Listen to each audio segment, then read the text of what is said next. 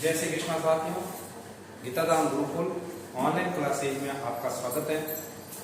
आज हम बात करते हैं क्लास 11th के बारे में, 11th साइंस। साथियों, पिछले वीडियो में मैंने आपको 10th के बाद अपन साइंस के फील्ड में आते हैं और साइंस लेने के बाद आप आगे के भविष्य में कौन कौन से फील्ड के बारे में तैयारी कर सकते हैं, इसके बारे में हमने थोड़ी चर्चा की थी। ठीक है, उस चर्चा के बाद आज हम नेक्स्ट क्लास में देखते हैं कि भाई उस समय मैंने आपको बताया था कि साइंस लेने के बाद 2 साल का आपका टाइम पीरियड पूरा होता है। उस 2 साल के टाइम पीरियड के बाद आपके सामने साइंस बायोलॉजी के कौन कौन से ऐसे क्षेत्र है जहाँ पर आप अपनी पकड़ बनाते हुए एक कम समय में अच्छे स्थान पर स्वयं को स्थापित कर पाते। ठीक है साथियों, आपने उस वीडियो को देखा भी था, मैंने काफी सारे कोर्स भी बताए थे कौन कौन से कोर्स हैं। और जैसे आगे बढ़ते हैं कुछ और भी गाइडेंस मिलती है, कुछ आप अपने सेल्फ खुद के बेस पर भी कुछ काम करके नई नई जानकारी जुटा पाते हैं। मेरे पास जो जानकारी थी मैंने आपको साथ शेयर की थी। अब हम देखते हैं अपने 12th साइंस के अंदर एक सबसे पहले हम चर्चा करते हैं हमारे सिलेबस की रूपरेखा। किस प्रकार से सिलेबस आता है, क्या नहीं है। देखो, पहले हमारा आरबीएसई बोर्ड का पैटर्न था, अब एनसीईआरटी का। ठीक है, एनसीईआरटी का जो सिलेबस है ये पूरे इंडिया लेवल का एक साथ का सिलेबस। ठीक है, अब जो पैटर्न है वर्तमान का वो एनसीईआरटी बेस्ड सिलेबस है। पहले हम 11th में और 12th में कई सारे सिस्टम एक वापस भी पढ़ते थे, लेकिन अब क्या है कि 11th और 12th को एक यूनिट के रूप में बना दिया गया है। क्या बना दिया? एक यूनिट के रूप में लिया, मतलब इन दोनों का एक कपल बना दिया 11th और 12th का। और स्टूडेंट को जो 11th में पढ़ता है उस बेस के बाद 12th में उसका नेक्स्ट स्टेप पढ़ना है, ना कि 11th के चैप्टर के कुछ चैप्टर को वापस पढ़ना। ये इस बार अब एनसीईआरटी के पैटर्न में नहीं हो रहा। और एक चीज और, हमारी जो नई शिक्षा नीति आ रही है वो स्किल डेवलपमेंट के आधार पर आ रही है। जैसे कि हम पहले मतलब मुगल काल, मध्य काल वगैरह पढ़ता आता है 10th तक, और आगे जाते हैं तो हमारे लिए किसी प्रकार का नहीं रहता है, क्योंकि हमने एक अलग क्षेत्र में। अब एनसीईआरटी पैटर्न कहता है कि स्टूडेंट जो स्कूल में पढ़ता है उस स्कूल में पढ़ने के पाठ्यक्रम का, उस सिलेबस का, उसके टीचर के साथ कुछ स्किल बने, उसको कुछ क्वेश्चन आए। ठीक है, जैसे कि सिलाई उद्योग, आपके इलेक्ट्रिक में आईटीआई करते हैं तो इलेक्ट्रिशियन के अंदर फिर डीजल मैकेनिक वगैरह ये अलग अलग कोर्सेज, तो ये हमारे स्किल डेवलपमेंट के कुछ क्षेत्र। तो यहाँ पर भी इसी प्रकार की गवर्नमेंट ने एक व्यवस्था शुरू की है सिलेबस के माध्यम से कि स्टूडेंट को ये चीजें उनको रिमाइंड रहनी चाहिए कि हाँ ये हमने पढ़ी। तो हमारे 10th 11th की बात करते हैं तो 11th का हमारा जो सिलेबस है वो 5 यूनिट के अंदर बांटा गया है। कितनी यूनिट में बांटा गया है? 5 यूनिट में बांटा गया है। और वो 5 यूनिट को हम अलग अलग प्रकार से अपने तैयारी के अनुसार पढ़ेंगे। ठीक है, इस 5 यूनिट में आप क्या करते हैं? सबसे पहले हमारी यूनिट है जिसमें पहली यूनिट है वो है जीव जगत के बारे में। क्या है हमारी जो पहली यूनिट है? वो पहली यूनिट है जीव जगत। जीव जगत के बारे में हम चर्चा करेंगे। अब ये जो जीव जगत की तो यूनिट है, यहाँ पर है कि जीवन की उत्पत्ति कैसे हुई, कौन क्या था क्या नहीं था। जैसे हम अपने धार्मिक ग्रंथों को पढ़ते हैं तो वहां पर कुछ अलग ही बातें बताते हैं कि पृथ्वी है वो एक नाग की पर टिकी हुई है, इस पर जीवन कैसे रहा। जब अपन साइंस की बात करते हैं तो साइंस में अलग अलग वैज्ञानिक अलग अलग मत है। जैसे कुछ वैज्ञानिक कहते हैं कि गेहूं की भूसी के द्वारा कुछ ऐसे कीटाणु उत्पन्न हुए, धीरे धीरे जीव की उत्पत्ति हो गई। कुछ वैज्ञानिक कहते हैं कि रासायनिक प्रक्रम के द्वारा हजारों करोड़ों वर्षों की प्रक्रिया का एक माध्यम आता है जो एक समय अंतराल बाद जीवन की उत्पत्ति बताता है। तो अलग अलग वैज्ञानिकों के अलग अलग मत आए और उन सभी मतों को मतलब जो उपयोगी थे उन सभी को एक किताब के माध्यम से, सिलेबस के माध्यम से हमारे बीच लाया गया। तो जब जीव जगत के बारे में पढ़ते हैं यहाँ पर हम वैज्ञानिकों के बारे में पढ़ेंगे। एक कैरोलस लिनियस की द्विजगत प्रणाली और एक आर.एच. व्हीटेकर की पंच जगत प्रणाली। दुनिया में सबसे ज्यादा सर्वमान्य पद्धति में ये 2 पद्धतियां हैं। कैरोलस लिनियस ने पादपों और जंतुओं के बारे में शुरुआती चरण में बताने की कोशिश की। उन्होंने बताया कि हर जीव जंतु का अपना अपना अस्तित्व है। संसार में अगर वो आया है तो वो किसी न किसी रूप में अपना अस्तित्व रखता है, किसी न किसी रूप में अपनी इंपोर्टेंस रखता है। फिर आर.एच. व्हीटेकर आते हैं तो वो कहते हैं आर.एच. व्हीटेकर कि भाई जीव का अस्तित्व जरूर है, लेकिन हर जीव का दूसरे जीव के साथ किसी न किसी रूप में संबंध है और किसी न किसी रूप में उसकी विविधता भी है। जैसे आर.एच. व्हीटेकर कहते हैं कि जो जमीन के ऊपर बिना किसी प्रकार के तने के जो पेड़ पौधे हैं, जो जमीन के ऊपर एक समतल के रूप में बिखरे रहते हैं, उनको अलग बताया। बड़े बड़े पेड़ पौधे जैसे नीम है, पीपल है, बरगद है, इनको उन्होंने अलग बताया। जंतु जैसे मनुष्य है, गाय भैंस है, इन सबको उन्होंने अलग अलग कैटेगरी में बांटा। और उसके बाद आज वर्तमान समय में आर्यभट्ट टेकर की पंच जगत प्रणाली सबसे ज्यादा मान्य पद्धतियों में से एक है। फिर देखते हैं जीव जगत की। तो हमारा पहली यूनिट है वो जीव जगत के बारे में है, जिसके अंदर अपन जीव जगत में विभिन्न प्रकार की विविधता के बारे में पढ़ेंगे। किसके बारे में पढ़ेंगे? विविधता के बारे में। यहाँ पर आप विभिन्न प्रकार के 4 चैप्टर का अध्ययन करेंगे। कितने? 4।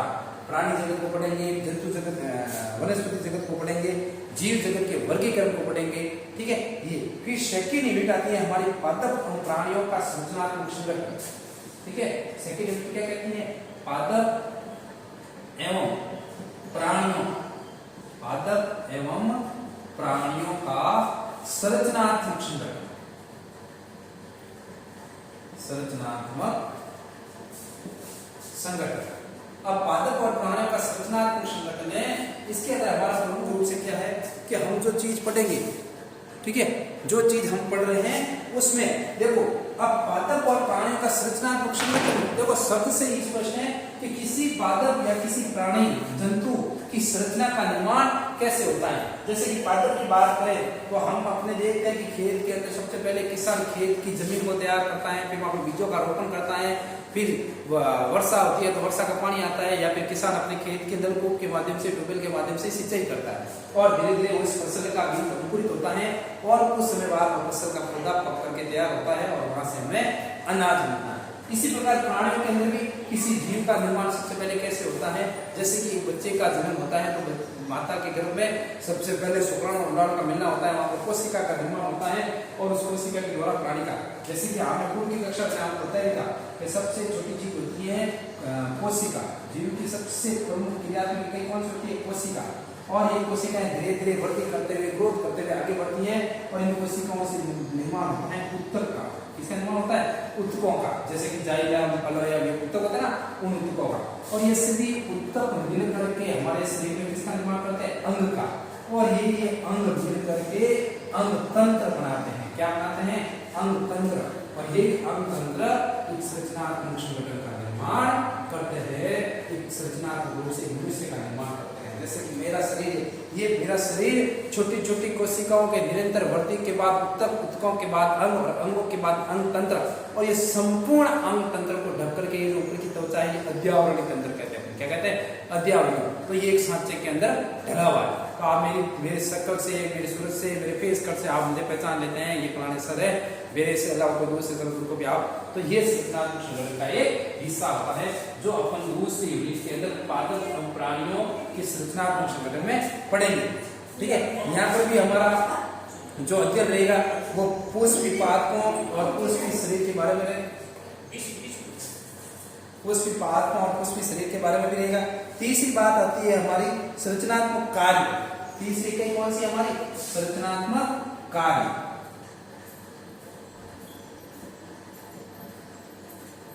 संरचनात्मक कार्य इस इकाई के अंदर हम पढ़ेंगे संरचनात्मक कार्य। जैसे कि एक प्राणी के बारे में बात करते हैं, उदाहरण के रूप में प्राणी की संरचनात्मक क्या है? कोशिका। अब कोशिका का क्या कार्य है? कोशिका का कार्य है शरीर को पोषण देना, शरीर के विभिन्न कोशिकाओं के बीच में समन्वय स्थापित करना, ब्लड को इधर ले जाना, उधर ले जाना। तो ये सब संरचनात्मक कार्य हम अपनी तीसरी यूनिट के अंदर पढ़ेंगे। जैसे कि तीसरी यूनिट हमें बताती है कोशिका के बारे में। फिर इसके अंदर 9 नंबर का चैप्टर है जैव अणु। केमिस्ट्री का एक चैप्टर आता है और उस जैव अणु को अपन और अच्छी डीपली से देखेंगे, क्योंकि उसके अंदर राइबोसोम, लाइसोसोम, अंतःप्रदेवी जालिका, मतलब इन विभिन्न कोशिका अंगों के निर्माण में कौन कौन से रासायनिक प्रक्रम भाग लेते हैं, इसके बारे में अपन इस तीसरी यूनिट के अंदर देखेंगे। फिर है हमारी चौथी यूनिट पादप कार्य की। चौथी यूनिट है हमारी पादप कार्य। पादप कार्य की कार्य की सीधा सीधा मतलब है कि पादप जगत में पादपों के निर्माण की प्रक्रिया का क्या सिस्टम है। ठीक है, जैसे पादप कार्य की तो मैंने बात रखी आपके सामने पुष्प। तो अपन पुष्प को देखकर पुष्प के विभाग आपने पिछली कक्षा में पढ़े होंगे, जैसे कि जाइलम नहीं क्या कहते हैं, बाह्य दलपुंज है, बाह्य दलपुंज।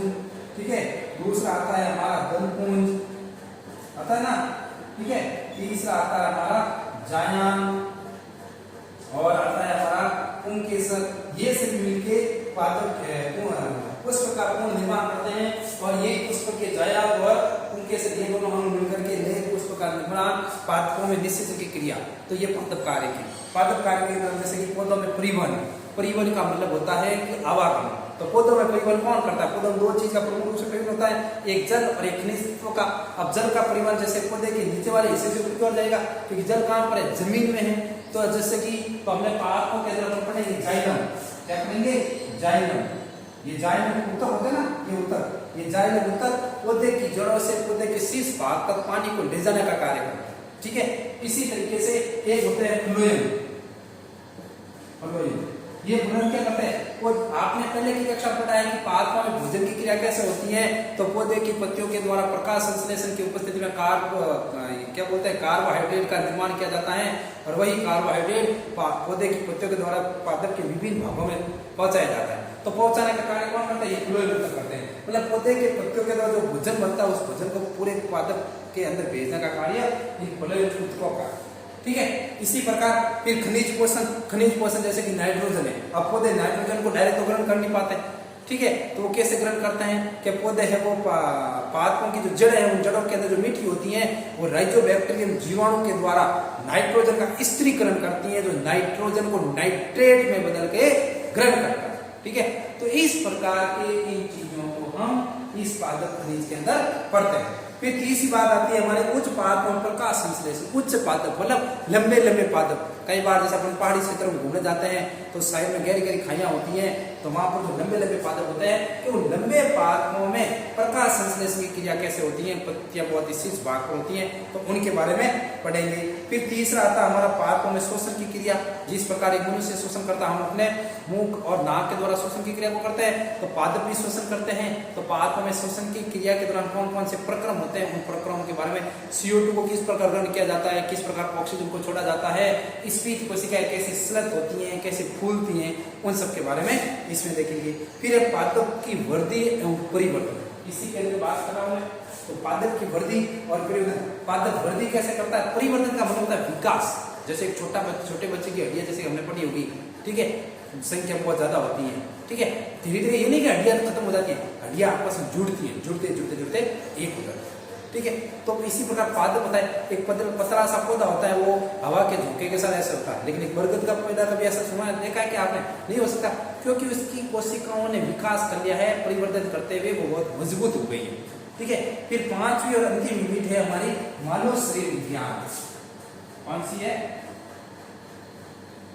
मानव शरीर विज्ञान। ये हमारी पांचवी यूनिट। तो 5 यूनिट के बारे में हम पढ़ेंगे मानव शरीर विज्ञान के अंदर, जिसमें सबसे पहले हमारे इस बार के चैप्टर में पाचन और अवशोषण। मनुष्य भोजन का पाचन किस प्रकार करता है, हम खाना पेट में ग्रहण करते हैं, वो पहले पाचन कैसे होता है, छोटे छोटे भागों में किस प्रकार खाना पड़ता है, फिर उस खाने का कैसे अवशोषण होता है, अवशोषण होने के बाद खाना हमारे शरीर में किस वे से, किस माध्यम से चलता है, उसके बारे में देखेंगे। फिर नेक्स्ट है श्वसन और गैसों का विनिमय। हमारे श्वसन क्रिया के बारे में पढ़ेंगे, मनुष्य की श्वसन क्रिया में, और ऑक्सीजन और कार्बन डाइऑक्साइड O2 और CO2 का किस प्रकार गैस विनिमय होता है, वो भी हम इस 5 यूनिट में देखेंगे। फिर आता है शरीर द्रव्य तथा परिसंचरण। शरीर में द्रव्य तथा परिसंचरण, रक्त का परिसंचरण नहीं है, इसके साथ हमारे शरीर में पानी का भी है और लसिका का भी है। ठीक है, रक्त के समान लसिका कोशिका होती है, पतली पतली, ठीक है, तो वो भी हमारे शरीर में किस प्रकार परिवर्तन करती है वो। फिर उत्सर्जित उत्पाद और उसका निष्कासन। मानव अपने शरीर में पाचन क्रिया के बाद विभिन्न प्रकार के उत्सर्जित पदार्थ, जैसे कि आपको से पानी का आना, ये भी एक उत्सर्जन है, त्वचा से पसीना निकलना, ये भी एक उत्सर्जन है, बाथरूम करना, यूरिक अम्ल का शरीर से बाहर निकालना, ये भी एक उत्सर्जन है। ठीक है, तो विभिन्न प्रकार के उत्सर्जन के बारे में भी हम पढ़ेंगे। फिर बात आती है गमन एवं चलन। मनुष्य में गमन और चलन की क्रिया किस प्रकार होती है वो। और 5 फिर है हमारे तंत्रिक के नियंत्रण और समन्वय। जैसे कि पैर में कांटा लगा, तुरंत दर्द का एहसास होता है, हम उस कांटे को निकाल करके दर्द से राहत महसूस करते हैं। तो ये विभिन्न प्रकार की तंत्रिक के कोशिकाएं किस प्रकार शरीर में समन्वय करती है, उस समन्वय के बारे में भी हम देखेंगे। फिर आता है हमारा लास्ट में रासायनिक समन्वय एकीकरण। मतलब मनुष्य का शरीर का इतना बड़ा ढांचा है, वो किस प्रकार आपस में समन्वित रहता है, उसके संपूर्ण समन्वय को अपन पढ़ेंगे। जैसे कि हमारे शरीर में हाइपोथैलेमस कोशिकाएं होती हैं जो आवेगों को नियंत्रण करती है। ठीक है, खुशी के समय खुशी होती है, दुख के समय दुख प्रकट करते हैं, तो हाइपोथैलेमस के बारे में कैसे होता है, ये सभी चीजें हम इसके अंदर पढ़ेंगे। तो मोटे मोटे रूप में हमारे 11 का जो सिलेबस है वो इन 5 यूनिट में है। आपको पता होना चाहिए कि जो जीव जगत में विविधता के विभिन्न हिस्से हैं वो हम पढ़ेंगे। पादप एवं प्राणियों के संरचनात्मक संगठन कैसा होता है वो पढ़ेंगे, संरचनात्मक कार्य क्या होते हैं वो पढ़ेंगे, और अंतिम 2 यूनिट है पादप कार्य और मानव शरीर विज्ञान, इनको पढ़ेंगे। देखो एक चीज बता देता हूं, इन दोनों अंतिम यूनिट को आप अगर अच्छे से पढ़ते हैं तो 12th का जो आपका सिलेबस है वहां पर उसका बेस आपका यहाँ क्लियर हो जाता है। ठीक है, इन चीजों के तरफ में पढ़ना। ठीक है, ये हमारा इस साल का प्रमुख सिलेबस रहेगा। और मेरी क्लास से कम आने का हमारा बड़ा कारण है कि हमें ऑनलाइन क्लास के साथ भी आसपास के क्षेत्रों में प्रचार का कार्य किया गया, तो हम आप जाते हैं प्रचार करते हैं। मेरा आपसे भी निवेदन है, आप गीताधाम गुरुकुल के पुराने विद्यार्थी भी हैं, आप में कुछ नए भी जुड़े हैं। वर्तमान जो समय चल रहा है कोरोना का, कई लोगों की जो अच्छे अच्छे बिजनेस थे वो ठप हो गए हैं। हमारे साथ कई युवा साथी हैं, जैसे मेरे खुद का कोचिंग सेंटर है, पिछले 2 साल से बंद हो रहा है। तो ऐसे अनेकों कार्य हैं जो पिछले 1.5-2 साल से रुके हुए, और ऐसे समय में पढ़ाई को जारी रखना थोड़ा मतलब इम्पॉसिबल सा। लेकिन देखो आपके लिए गीताधाम गुरुकुल एक वरदान साबित हो रहा है। हम आज भी बराबर स्कूल आते हैं, बराबर जो भी स्कूल की क्रियाकलाप उसको लेते हैं। प्रचार में तो हिस्सा था वो हो गया, अब क्लास से भी आएगी हमारी, क्योंकि अब गवर्नमेंट पता नहीं कब स्कूल शुरू करे। शुरुआत में लग रहा था कि पढ़ा रहे हैं फिर बच्चा आएंगे फिर पढ़ाना पड़ेगा, लेकिन अब लग रहा है कि जो पढ़ा दे तो वो अगर बच्चा ऑनलाइन समझ लेता है तो वो चीज़ का चैप्टर कुछ कम भी हो जाएगा। ठीक है, तो आप इस ऑनलाइन क्लास में जो भी आपको होमवर्क जो भी कार्य दिया जाता है उसको अच्छे से और ढंग से कीजिए, ताकि जब स्कूल खुले तो आपको वो वापस पढ़ाना नहीं पड़े। इस वजह से आप उस चीज़ को और शानदार देंगे। इन 5 यूनिट के साथ हमारा 11th का सिलेबस चलेगा और इसी के साथ अपन अध्ययन करेंगे। कल मैं शुरू करूंगा जीव जगत में विविधता में कैरोलस लिनियस और RH विंडेकर के बारे में अपन चर्चा करेंगे। ओके साथियों, जय श्री कृष्णा, फिर मिलते हैं।